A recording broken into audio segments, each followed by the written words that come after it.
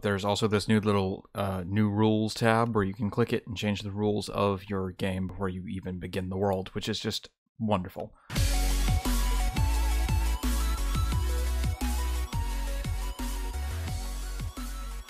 The new Nether update is huge and very exciting, but there's just so much to cover, so here's everything you need to know for the Nether update. I'll be covering everything I think is relevant to a survival player, so miscellaneous changes like the new mob counter and the debug menu are not going to be in this video. So let's start with everything new: items, blocks, and mobs, and then I'll jump into the Nether afterwards.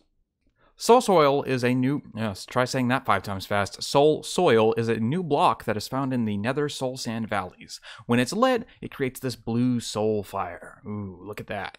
That deals double the damage of normal fire. Soul Soil is used for crafting these things: soul torches, soul lanterns, and soul campfires. Each of these items are light sources with a power of 10, which means they are about 5 less than their normal versions. But they also have the added benefit of scaring away the new piglin mob, much like cats scare away creepers and phantoms. Now, if you wanted new wood, well, you're in luck. This update introduces 2 new variants of wood, sort of.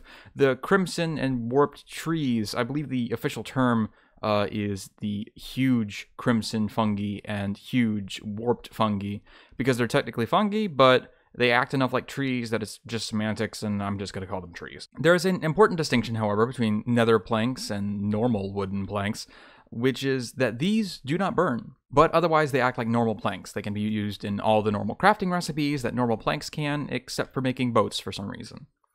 These trees do grow from bone mealing their respective funguses. Here's the crimson fungus, and here is the warped fungus. On their respective versions of Nylium. This right here, as you can see by the side, is the Nylium. Nylium is a interesting little thing. It's found in the Crimson and Warped Forest, respectively. I'm going to be using the words respectively a lot in this, I apologize. And if you take some netherrack and some bone meal, come on, bone meal. I downsize my screen, so I'm not used to exactly the distance. If you bone meal some netherrack next to some Nylium, bloop, it spreads. Bloop, it spreads. And then you can also, bloop, and it'll grow more of that. Weirdly enough, if you put down 1 piece of Nylium, it will grow stuff on the surrounding grass, which is just kind of fun. Bloop, see, like that. So it's kind of cute. When these funguses grow from the small ones into the big ones, I believe they won't do it naturally. I think you have to bone meal them, but I put this obsidian here just in case I missed something in the patch notes. When you grow them, they'll grow around these heights, but they'll often generate a little thing called a Shroom Light. Let's look at the little Shroom Light here. Look at it. Isn't it nice? You can pick this up by using a normal pickaxe, I believe, and it acts basically like glowstone, just easier to use without the added benefit of the glowstone dust, which is used for crafting recipes. They also introduced a thing called warped and twisting vines. You can see one is over there. Here is an example of both. Twisting vines are these red ones. They grow down and you can climb them. And then warp vines are these, and they grow up and you can climb them. And you can also just bone meal them indefinitely. You can bone meal both of them. You can also now bone meal kelp in this version. That's not super relevant, but I figured I'd fit it in here. It fits in here best.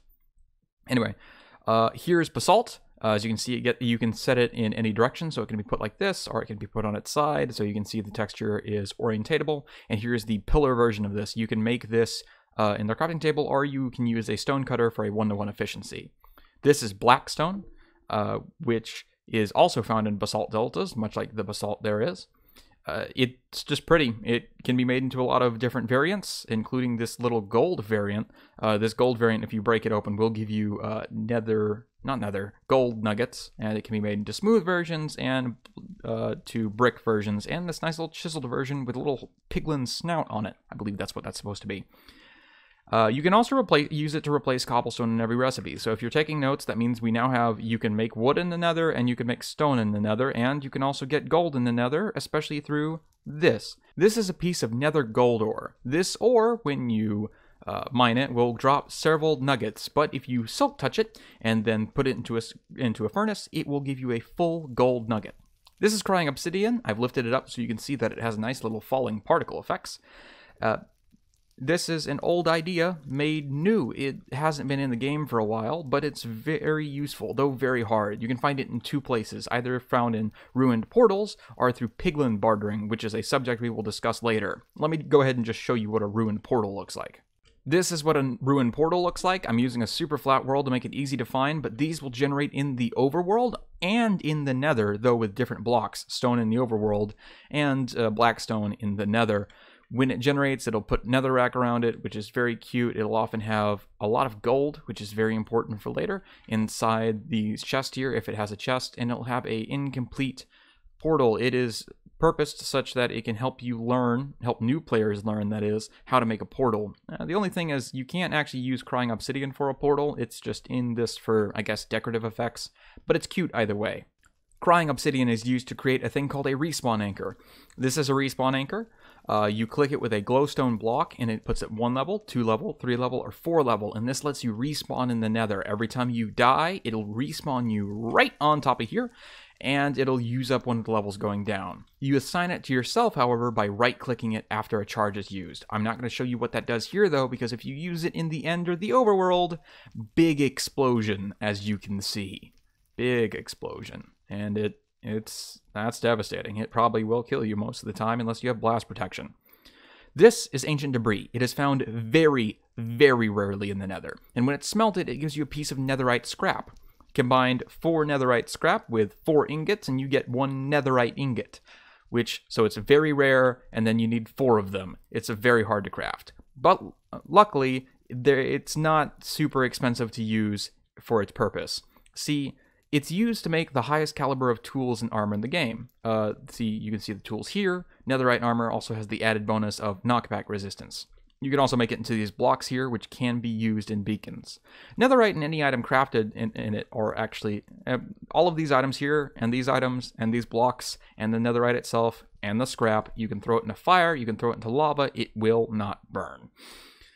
But they're not crafted the same way as normal tools or armor. You actually take a diamond version of any of these tools, put it in the slot here, put a netherite ingot here, and then it will give you your tool with the enchantments intact, which is just a really nice little bonus there.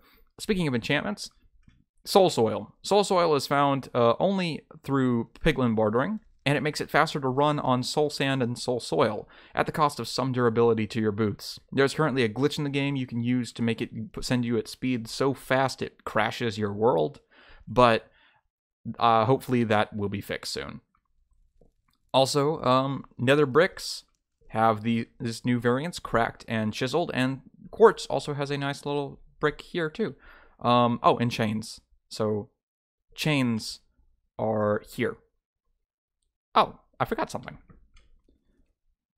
Real quick, I need you to keep in mind that you can use this fungus and you can put it on a stick. Just keep that in mind. Anyway, you can also craft a thing called a chain. Chains are found mostly in a thing called a bastion, we'll get there later, and a fallen portal. Otherwise, you can craft them with some iron nuggets and ingots, and you can even hang lanterns and other blocks from them. They'll float free-floatingly like this. They're very nice and aesthetic. Look at how good that is. Nice job, Jasper. I think it's Jasper who's in charge of this. This is a lodestone. It is crafted using a netherite ingot and chiseled stone bricks, and you use a compass. Compass. Right-click it on a lodestone. And that compass, here we go, will become marked and will point to that that lodestone.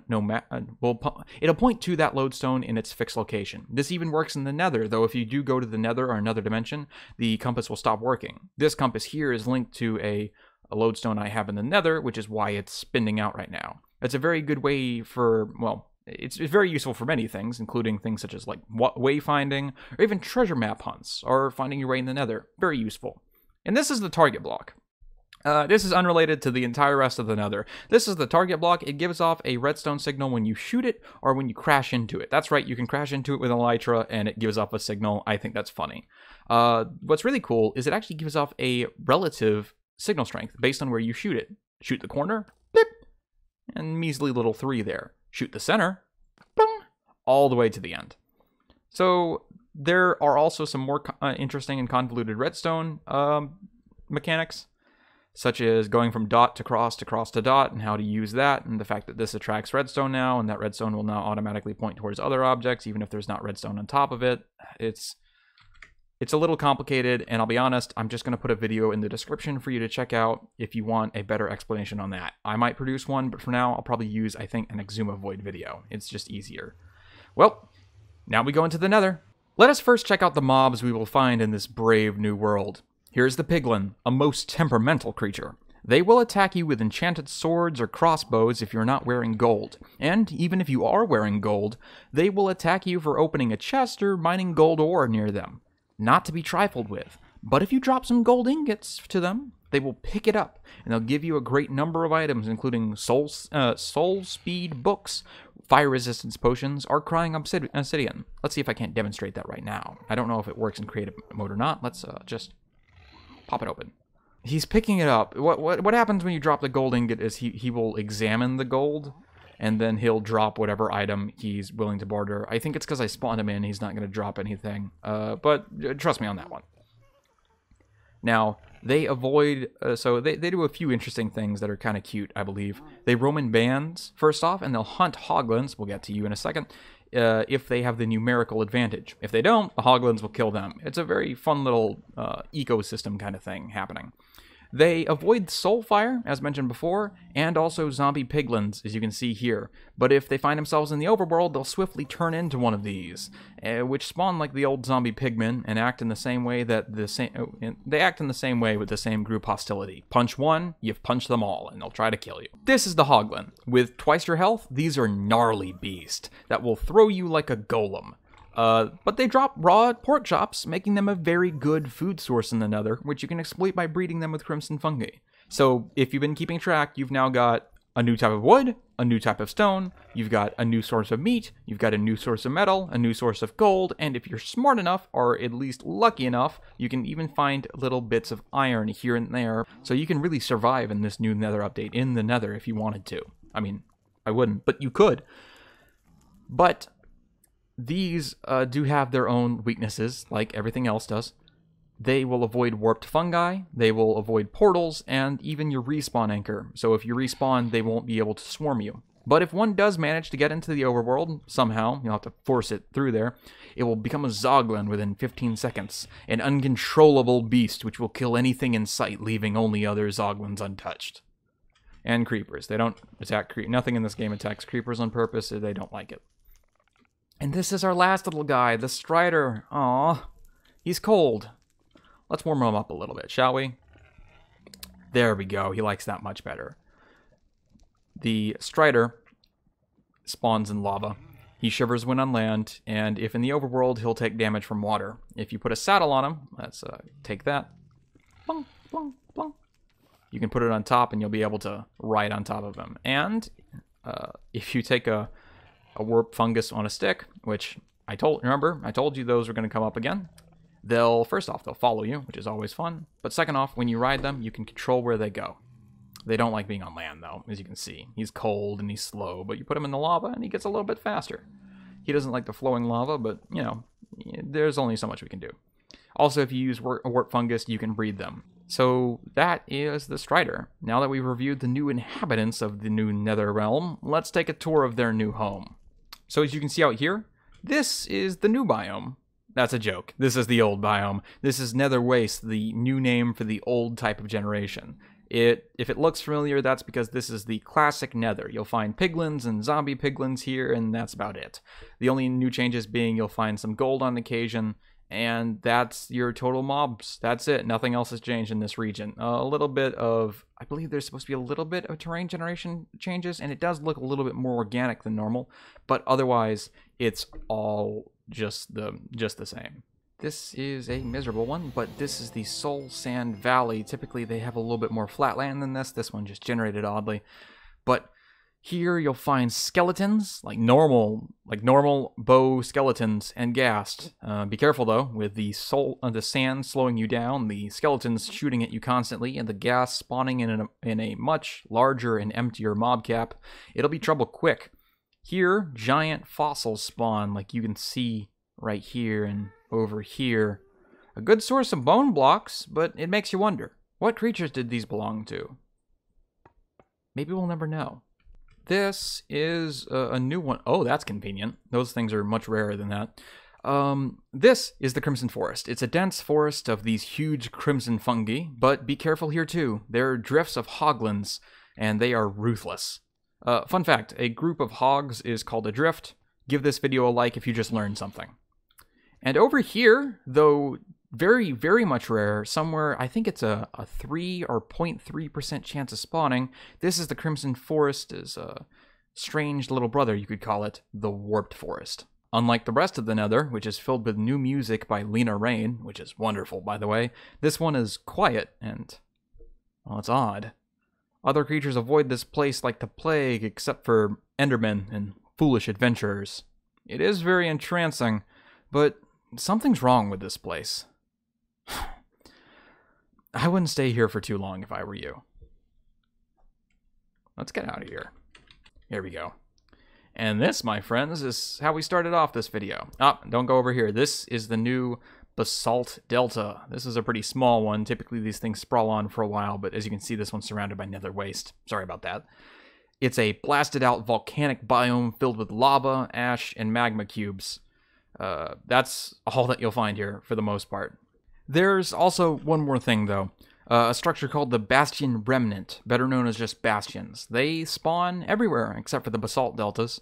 Think of them as fortresses just for piglins. You'll find chests with gold, some diamonds, and even rare netherite. Let's see if we can't find some. Come on. Aw, not sure I see any chest in here. There's one. Remember, opening this chest will anger the pigmen. That's a bad chest. Typically they're better than this. Yeah, you can even see I made an achievement off of that. The war pigs angering a pigman by looting in the bastion. They get very mad here. There's also sometimes, though not in this one it seems, quite unfortunate, you'll find these magma cube spawners and way too many piglins. You better be wearing some gold, but if you do brave these bastions, you might find my new favorite item in this game, Pig Step. The music disc by Lena Rain. Is it here? No, that's the same one. Shame. It's a total jam, and I'll play it at the end. Trust me, you're gonna love it. In case you're wondering, Nether Fortresses still do spawn. They just have a very strict bounding box. They don't spawn in Basalt Deltas, and the mobs that you typically find inside these fortresses don't spawn outside of the hallways now. So that's something to keep in mind. Oh, would you look at this? This is another ruined portal. Look how big and majestical they can look. Oh, that looks fantastic. Can you imagine coming across this in your survival play? That's haunting. That's super haunting. And it's wonderful. I love the new atmosphere of this update. All of them despawned except for the Strider. Striders don't despawn if you give them a saddle. Well, I'm glad I filmed this already. I don't want to do that again. Now that we're in the overworld, there are a few other changes of note. Kelp can be bone mealed, zero-tick farms no longer work, and the old model of AFK fish farms are out of commission due to a new space requirement. But there are workarounds. They're just more complicated. Mobs do not spawn in wither roses, so wither rose-based farms may be broken. Farm villagers are different, so some village-based farms might also be different. And shipwrecks are less common, so if you relied on those to get an early start on resources, well, you might have to change your game plan. As mentioned prior, please check the description for a better video on covering the new redstone changes. And while you're down there, please consider subscribing and hitting that bell to avoid missing any future videos. We're just getting the ball rolling on this channel, and I'd love for you to join us as we grow. I've got a few other videos in production. I think you'll like them, especially this one about Elytra that's coming up. And if you'd like to catch our Twitch streams, join me at the Twitch link down below. We have a great time twice weekly, Tuesdays, Thursdays, later in the evening. And that's the end of that video. If you feel like I missed anything, feel free to comment down below, and I'll see you next time. It's a jam. That's what it is. It's a jam.